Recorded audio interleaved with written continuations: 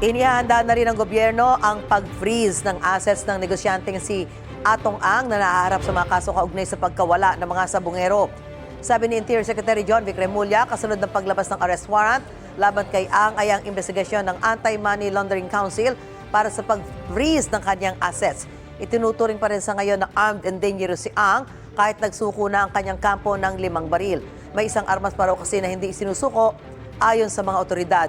Nauna na sinabi ng abogado ni Ang na nawawala ito. Samantala, binabantayan pa rin ng pulisya ang bahay ni Ang sa Mandaluyong, kasabay ng pagtugis sa negosyante. Ayon kay Remulla, may natanggap silang impormasyon na nasa Cambodia si Ang.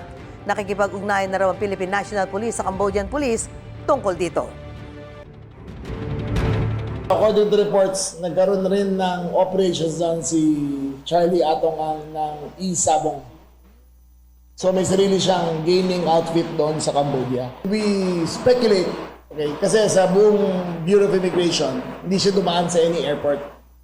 So we speculate kung ando doon siya, ay sa backdoor siya dumaan.